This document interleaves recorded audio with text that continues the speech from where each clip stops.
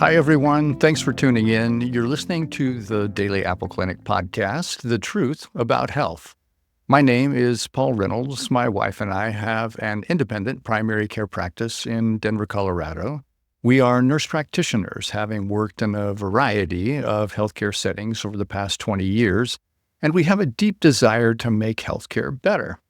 Our goal here is to ask difficult questions and challenge the conventional thinking that currently exists in the healthcare space. And we especially hope to help all of our listeners think about their health and live better. We try to have fun too. Please check out the show notes below to find useful links and information about our guests. You can find us on the main social media channels, and you can always check us out at www.dailyappledpc.com or give us a call anytime. Here's what's in store on today's podcast. Good morning, everyone, and welcome to the inaugural episode of the Daily Apple Clinic podcast. We are brand spanking new and excited to start this journey. My guest on the podcast today is Joe Soss. Joe has been a friend of mine for about 4 or 5 years now. I see Joe at the gym in our retirement community. I don't think we've actually worked out together, but we've worked out next to each other. He's been a guy who's played sports all his life, football, rugby. He's running some marathons. He did some rowing competitions on a rowing machine that he won. He has also competed in a powerlifting competition here in the state of Colorado. He won that competition back in 2004. Now, he did this in what they call raw. He didn't have a suit on that can make you stronger, gives you more support. Joe also recently invited me to an aerobics class, which I've been attending with him. Of course, he's the superstar here. So I just can't do those things like a guy like him can do anymore, probably thanks to my military background. But let's get started. Thanks for joining us on the show this morning, Joe. Really looking forward to the conversation. How you doing? It's a good day here in Colorado, Denver, Colorado. Just a shout out to your clinic websites. I think they're very good. There's 2 of them. They have a lot of good information, but I think those are very good.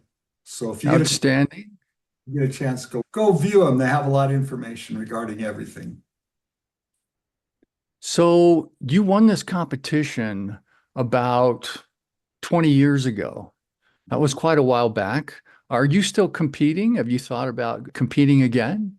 Oh, sure. I'm always thinking about competing. I think that competition gives me a lot of purpose, a lot of training, it gives me something to shoot for. And I think that, yeah, I always like competition. Even if you lose, so long as the other guy sets a world record, you don't mind losing. No, I find competing a lot of fun. It really is. Okay. All right. So for you, it's something you do for fun. It's something that you just really enjoy. Yeah, it gives me a goal to shoot for. It gives me something to train for. I would Okay.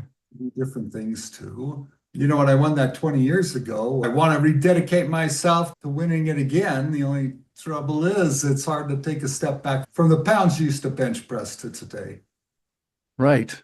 So do you lift a lot less than you did before? What do you think? Half, 3/4? Oh, recorders. But it's always difficult to take a step back. I don't know about, and then I remember like if we're benching or rowing, I say, hey, I used to do this and I have to stop myself and go, wait a minute, that was a long time ago and it land far away. So I always find that it's difficult to not to go back to where you were. Right. However, Martyr, don't you find that, Paul? That it's worth going on, that you're not going to give up kind of thing? Is that what you mean? You betcha. Okay. Right. All right. Can I ask you a question? You've been playing sports, running, doing marathons, the powerlifting. If you could go back and give your 25-year-old Joe some health advice, what would you tell him? I would say don't listen to anybody, but to figure it out yourself. When I train for things, I go and I read about them and I read everything I can. study the nutrition, study how they did it, and like they say in powerlifting, do 3 sets of 8 or do 8 sets of 3 or change it up but I find that really the key is hard work that, you just get in there and you do basic things. But real quick, Paul, you were a competitive Mm. swimmer, right? Yeah, I was back in high school. I swam. When I was a kid too, a smaller kid. When I was a bigger kid, I did it also in high school. Well, don't you feel like it's hard to go back and hit those numbers that you made? Uh, can't even come close anymore. But for me, it's fun to try, and I feel like I think it's kind of what you're talking about. I feel like if I can just have a reason to get in there and go do something, no matter what it is, even if it's to try to beat my own time or to try to feel a little better, that's what's important. I think what you're talking about, that consistency, that persistency, that's something that we have to come to grips with as we get older, that we remember what it was like when we were young. And the truth is, we had a lot of free time. They let us go work out. We had practice and things like that. And we need to incorporate that into our lives as we're older. And I think that's what you've done. And I think that's what's made you successful, or at least part of it. What do you think? I think you have to be your own coach. And I have to tell you, and yeah, Mm, like they say, you can't be your own worst enemy. I haven't figured this out yet, Paul. Do you say, oh, that's great, you're here? Or do you go, hey, you didn't make your marks, you didn't make your time. Sit down until you do it right. I haven't figured that one out yet. right. But it gives you a way to stay engaged, maintain a sense of purpose, a direction, and you're headed toward a goal. Even at this age, we can still have goals. I agree. I'm with you. You know what? It keeps it exciting. Well, what's the most surprising thing about staying active as you've gotten older that's caught you off guard? Recovery time is not as quick. Mm, That's not good. But, how much longer does it take you to recover now? it's just, you just don't, your body, everything kind of hurts as you get older. I think the key is, I don't know, warm up more. I think that you need to stretch more. I really hate stretching. Do you like stretching, Paul?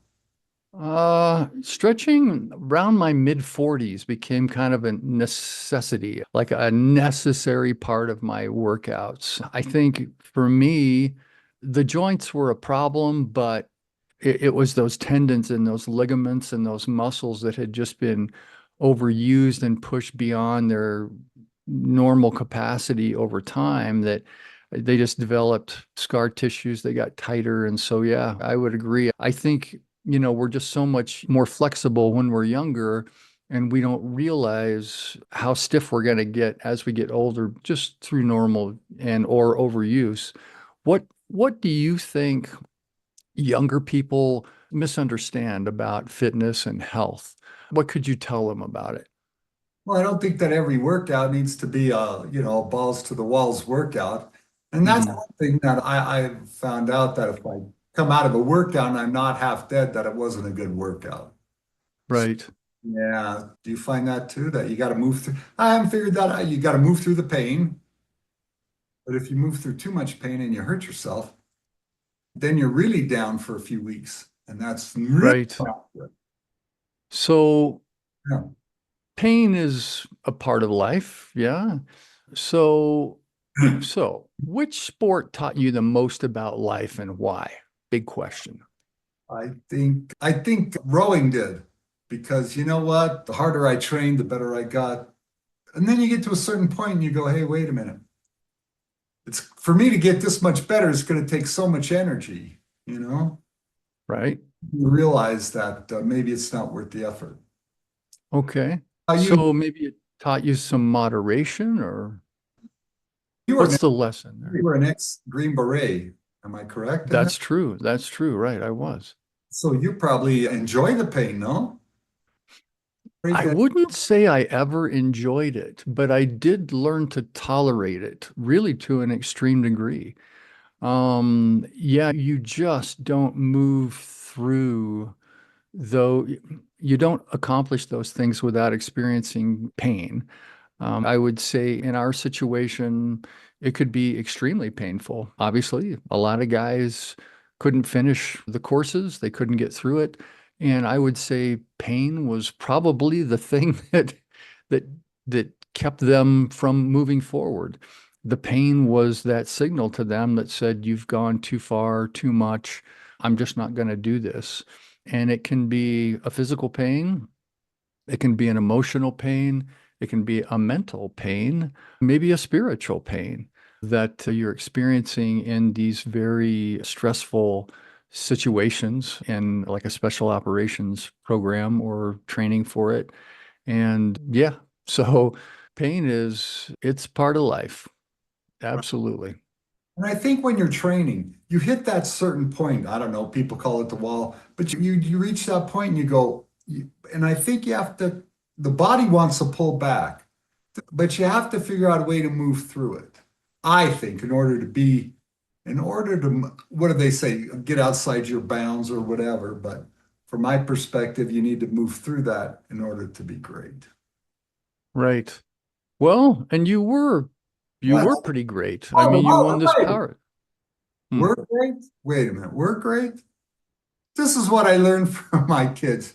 You are great, right? You are great. That's right. We were. So No, you are great, and you won this powerlifting competition. You did this, you called it raw. Can you explain what that means and why it was important for you to compete that way?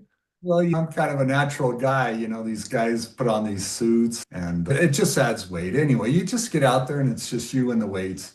It's not any type of elbow wraps or ankle wraps or anything like that. You just get out there and it's you and the weight.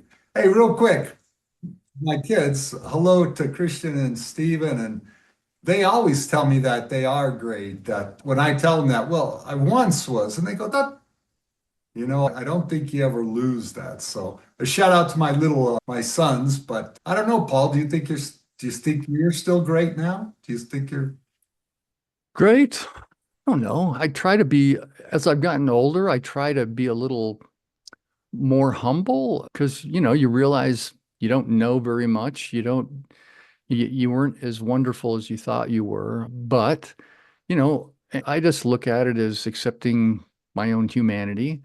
However, I think it's very important to remain positive about who we are and what our purposes are while we're here. We've got to try to figure that out for ourselves. So I would say staying away from the negativity is actually a really important thing in life. And I would say that's something that's kept you going. Am I right that you're always maintaining some positivity and good reasons for going back to the gym or competing in the next event? well, listen, I think that how I feel about myself gives me great confidence. And Hmm.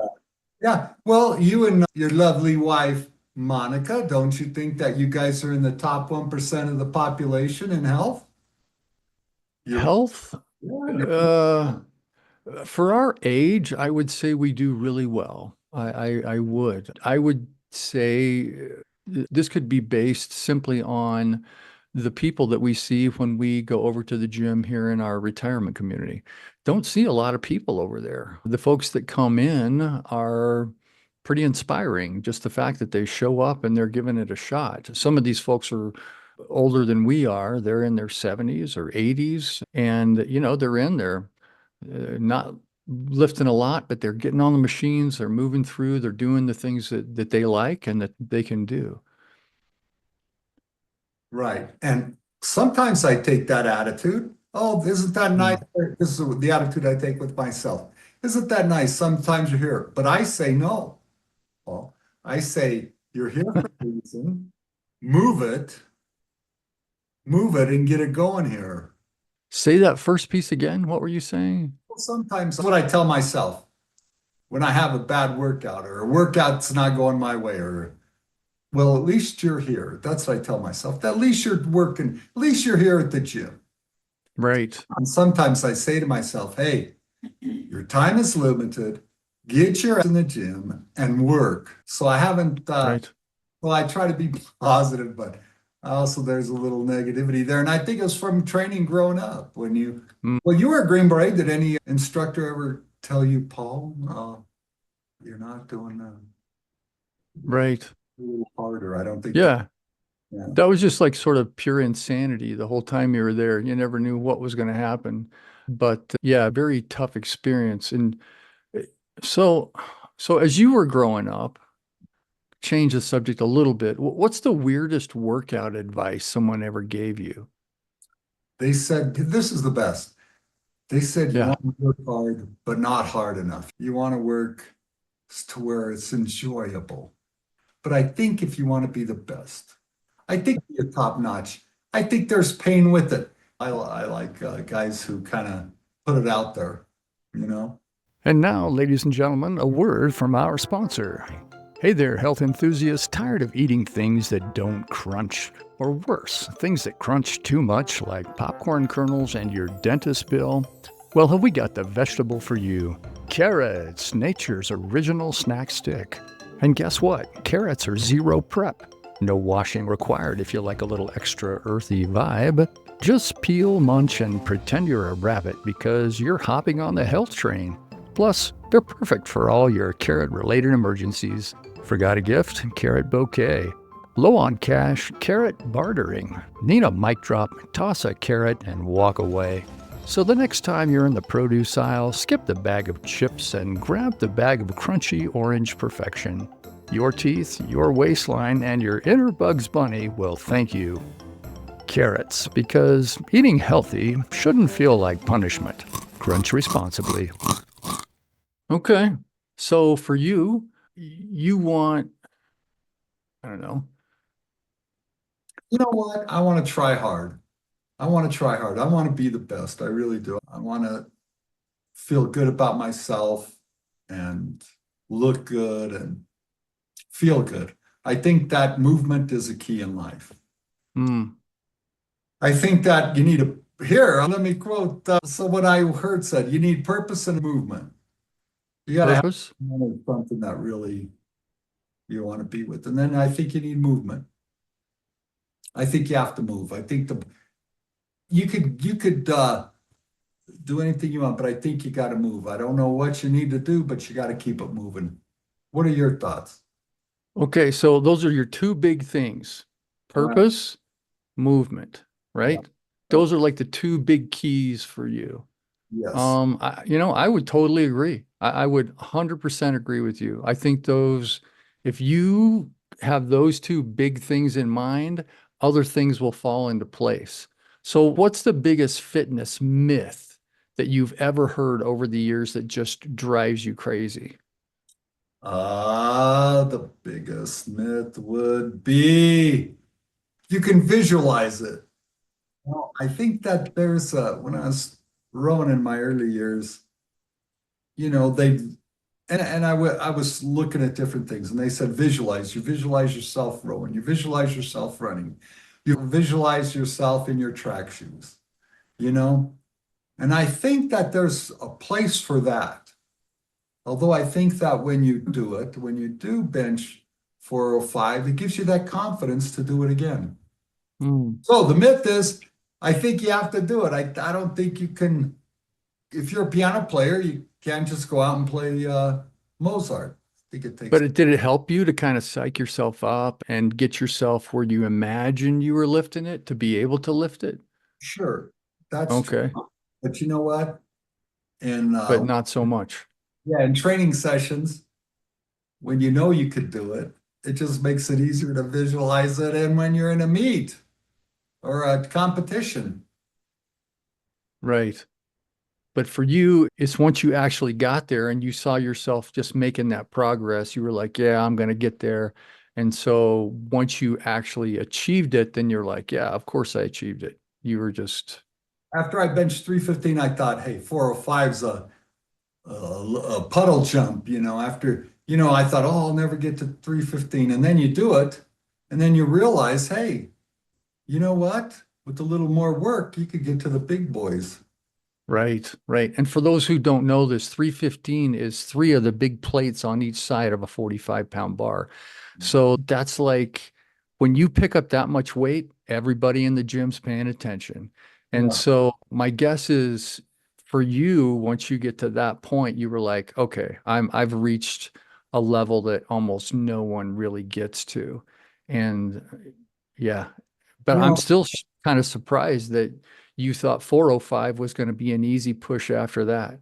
Because that's 30% more. I don't know, you know. the point is after you go, oh, 350, never get through. Mm, But then all of a sudden the goalposts just get shifted down more. right, right, You just go, hey, with a little more work, with a little more hard work, with a little more training, with a little more, you could really be up there. right, Listen, right, and like you say, you know what? When you go to the gym, you see these guys benching 500 and 600, then you get humbled real quick. right. But for you, this was about goal setting. This was about you having something out there that you wanted to achieve, that you felt you could achieve, that was fun for you, gave you a sense of accomplishment, and really just kind of kept your head in the game. Yeah, Yeah, I think that's important to shoot for something. Isn't that what they say? Don't plan for anything and you won't hit it, right? right. Well, didn't you find that in the Green Berets where they build you, they tear you down and build you up, right? From what I've read. Yeah, of course. Yeah, I enjoyed my time there. I got to do things that nobody gets to do, really.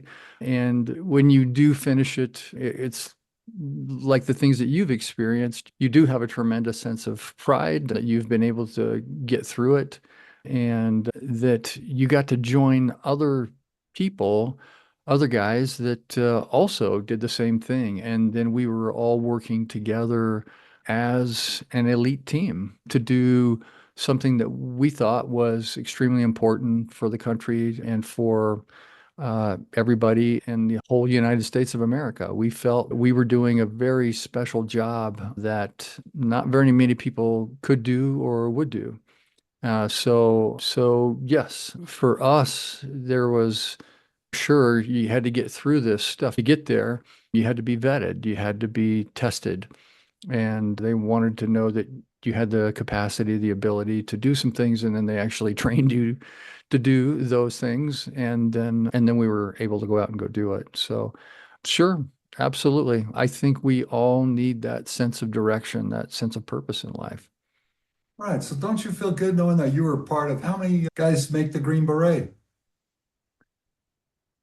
Wow. Back at the time I went through, I was trained by guys who were the originals. They were guys who went to Vietnam. And I think there was about 1,200 at the time. And I believe they train anywhere from 1,000 to 2,400 or something every year. It varies, depends on I think funding and who shows up, and I don't know if that's the number of people that actually get through the course or how many try it, how many start it. You know, they create different rules for who can even start. When I went in, there was a 6-month window where you could literally sign up off the street. Now you had to move through all the stages to get just to the Special Forces training, but now I'm pretty sure you have to be at least on your second enlistment before they'll even talk to you. They gotta feel that you're serious about going through the course. So yeah, it changes. Yeah, tremendous experience. Enjoyed it. Right, right, right. And don't you feel, and here's what else I feel like. This Mhm. time, is just gone, just like there with you, that time for you to be green is just gone, right? You can only do, and that's what I tell myself. That's what sometimes keeps me going. You don't have that many, now that I'm older, you don't have that many more days in the window. You don't have that many more days to really be great, to be good. Right. And that, gee, if I don't do it today, tomorrow may. Yeah, Right. that. Okay, Joe, tell me, what are your plans for the future? Well, listen, my plans for the future, they say take it one day at a time. I say that's nonsense. You may not. Yeah, I say take it a week at a time, I think you have to set those goals. I don't know what they are. If they're with love or romance or relationships, I think you have to go for it. Even when you were younger, did you feel that way? Do you think so? Was that advice you would give to a younger person also? Try and look at the big picture. I don't know. Mhm. Sometimes I think that way. Sometimes I don't. Sometimes you go, well, you got 5 years, you got 3 years, you got 2 years. But really, I don't know if I buy that, you know? Okay, so goal setting important for everybody, even and young kids especially. How would you suggest young people set achievable fitness goals? Well, I say don't get discouraged, but it's awfully hard. Some days are better than others. You- Right. Okay, well, what's your secret to staying consistent, especially for people who might not exactly love exercise? Yeah, it's a tough one to get you in the gym. You know, Right. yep. Uh, you know what? It's just how you feel. Well, if somebody didn't have time for a full workout, what's the one exercise they should always make time for? Well, they say walking, but I kind of find walking kind of boring. How about you? Yeah, a lot of the stuff that I read indicates that walking is just the easiest, quickest thing. We just do it all during the day, or we have the potential to, even if it's walking up and down a flight of stairs, walking to lunch instead of taking the subway or whatever. You can incorporate it into your day if you want to. You could get off the bus early so you walk a little more. You can choose to park your car further from the front of the store, that kind of thing. So yeah, I'd say that's a great one. Absolutely. For just anybody in general. Yeah, I'd agree with you. But really, I like to do HIIT training. I really like the aerobics. I like our aerobics instructor. Some of it's kind of not as good as others. It gives you that change of tempo. And that's what I think you have to do. You have to change things up. You got to change things up. I got to tell you. That's a good one. Okay, mix it up.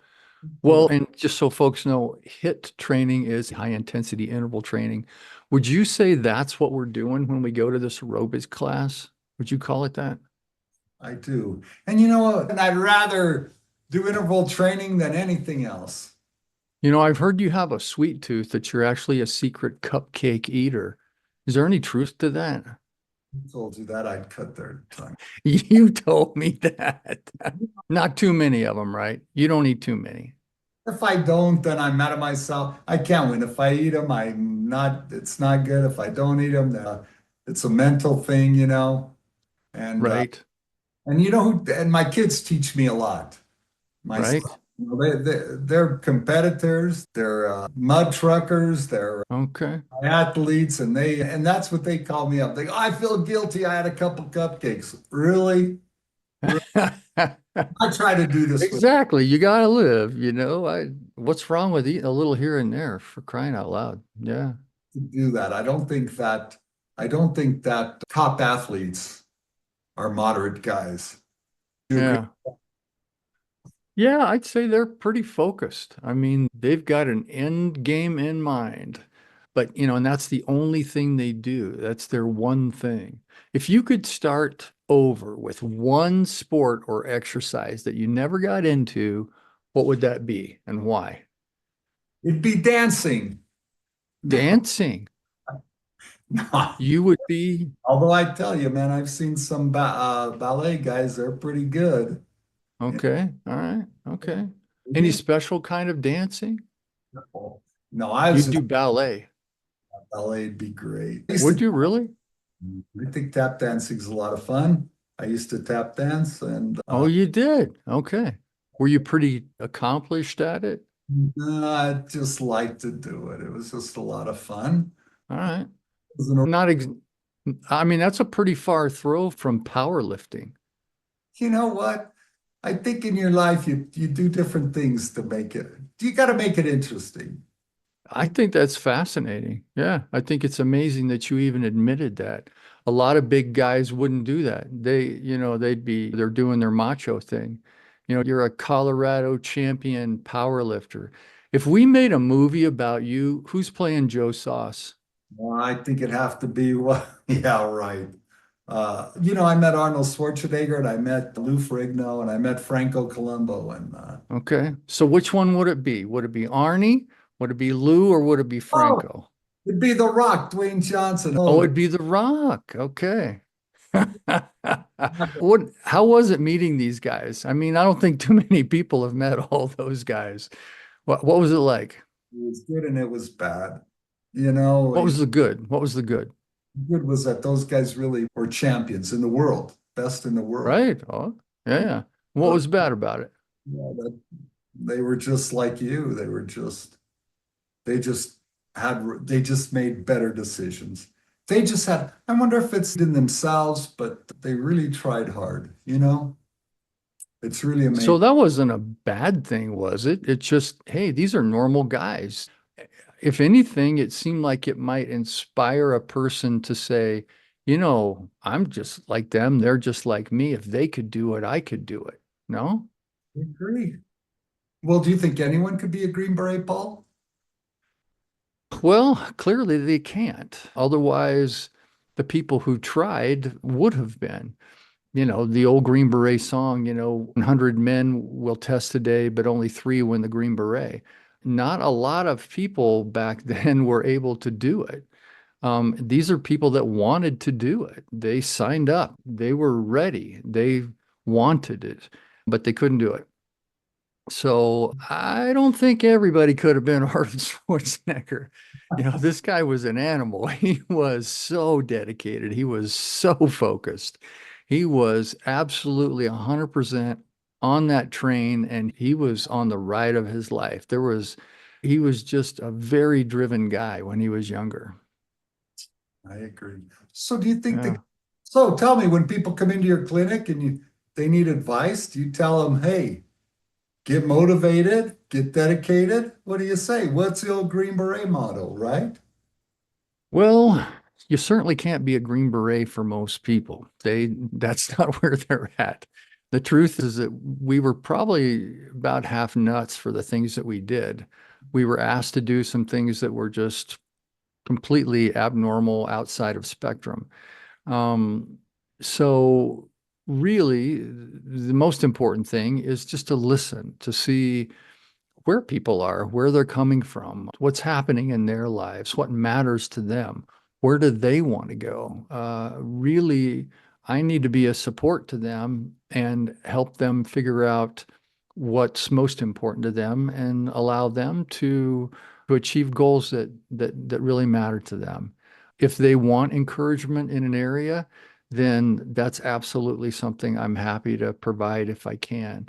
Not perfect by any stretch. You don't always say the right thing at the right time, but the goal is to empathize, to listen, to try to connect, and to try to understand how you can help them be the best person they can be in terms of encouragement and motivation. Thanks again, everyone, for tuning in to the Daily Apple Clinic podcast, the truth about health. Please click the share link to make our content available to friends and family, and don't forget to click the subscribe button so you'll get new episodes delivered directly to you as soon as we release them. As always, your comments are welcome. Please do your best to be kind and include ideas that will help everyone as they think about their health. You can always find us through our website, www.dailyappledpc.com. Give us a call anytime if we can answer questions or be of assistance. Here's a short clip to give you a taste of what's in store on next week's podcast. If you had to do a workout dressed as a superhero, which one would you pick and why? Hulk, man, we like the Hulk. You'd be the Hulk? Yeah, man. That guy had muscles on muscles. Take good care and see you next week.